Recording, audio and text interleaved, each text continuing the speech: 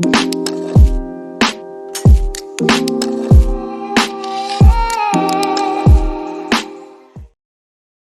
and welcome back to the channel everyone. I hope that you all are well and you are having a nice time. I am back with another video, and in this one I'll run you through my team selection for the UCL Fantasy quarterfinals first leg, and I'm going to tell you each pick that I'm currently intending to bring into my team and the reason for going after them. Meanwhile, if you have not subscribed to the channel already, please do that and help me reach 750 subs sooner, because it would be helpful for me, obviously helpful for the channel to grow, and then you can obviously enjoy the content that I post each week. And yeah, I am intending to increase the content. We're going to cover a couple of fantasies next season. There are I have a little bit of an idea about the La Liga fantasy, and that is what I'm going to bring in next season for all of you. Now hopefully you like the new setup, the updated setup. I have a new webcam and hopefully things are much clearer. There's a light installed on the left, so I have done things to make things more clearer for you, to make the picture more clearer for you. So without further ado, let's jump right into the transfer stuff, and I'm going to show you how my team is going to look like after the transfers that I have made and what are the transfers that are in my mind.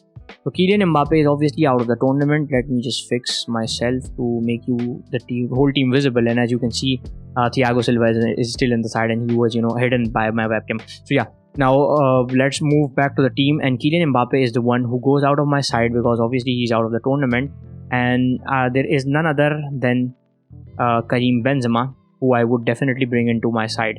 And the reason is pretty clear to bring Benzema in. We have seen him being in a brilliant form since the previous 2 or 3 games. He has scored now 2 hat-tricks, 2 back-to-back hat-tricks.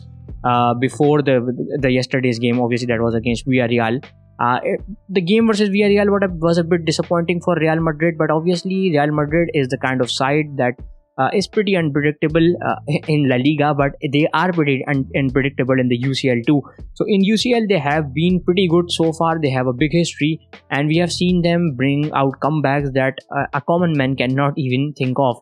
So I think the duo of Karim Benzema and Vinicius Jr. would definitely hurt Chelsea. And Chelsea are obviously, it is not an easy fixture. Chelsea is a tough side when it's their day. Their defense is not easy to break. But Chelsea in their current form and under the new manager, we didn't see that spark yesterday versus Wolves. Obviously, the goal scored by Wolves was out of the world. That was pretty unstoppable. But still, we didn't see that delight, that spark in Chelsea. And obviously, I fear for Chelsea versus Real Madrid with Karim Benzema and Vinicius Jr. being so effective and clinical. On the other hand, we've seen how Chelsea misses a lot of chances. They do not convert their chances. Both of the teams are in their current form are pretty shaky and leaky in defense. So the team with the most effective and most clinical forward is going to win. So I would obviously favor Real Madrid because of the good form Karim Benzema and Vinicius Jr. are in. So I think that Benzema would be among points, and this is the reason why I've gone for him. So Karim Benzema comes into the side, and that is how I've used my one free transfer. Now the other one is obviously Thiago Silva. I would take him out, and I would go for the defenders. And as you can see, there are two options that I would go for the attacking defenders. One is Chilwell. He was benched yesterday, so that is something of a concern. I don't know if Lampard would still start him or not, but the safest one would obviously be none other than Reece James, who can definitely come into the side. And this is how I'm going to use my second transfer to get those defensive attacking returns from Reece James, because obviously he's a defender, but under Lampard we've seen him produce some good attacking returns previously when Lampard was their manager. So Reece James goes out.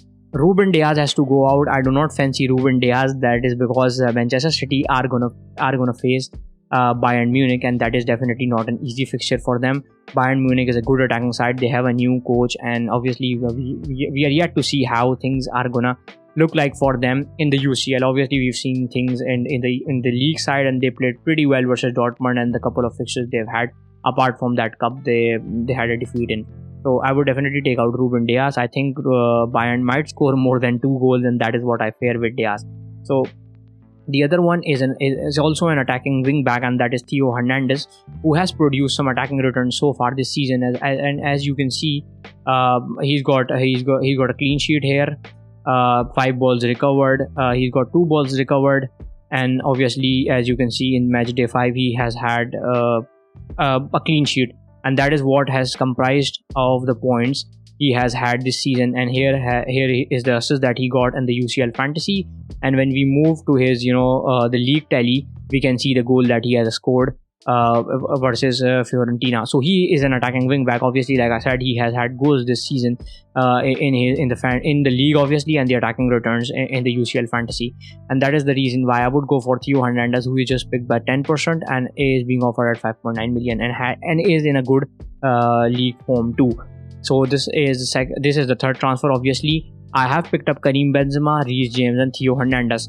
Now the fourth transfer obviously would be someone a little differential for me. A lot of people I know would go for Thibaut Courtois, so I am looking to move for Andre Onana. I take out Vlachodimos from my side and definitely go for Onana, who is just 5 million, and I think that Inter might just be might just be making the Onana obviously would be making a lot of saves in the game, because Benfica obviously we've seen is an attacking side, but I just feel like that Inter might pull out a clean sheet in this game, and I fancy Inter defeating Benfica by a goal to nil, and that is what currently I am expecting. Obviously, if there are a lot of shots from Benfica side, because we've seen they are an attacking side, I fancy Onana to make a lot of saves.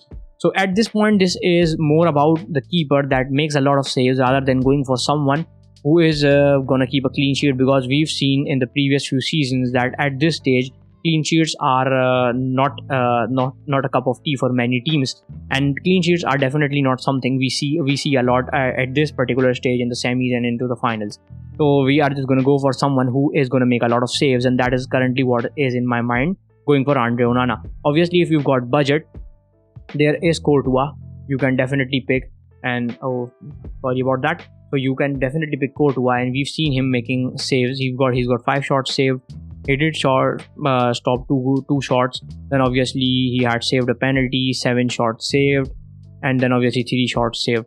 So we've seen how good of a keeper Courtois is throughout seasons, and he does makes a lot of saves.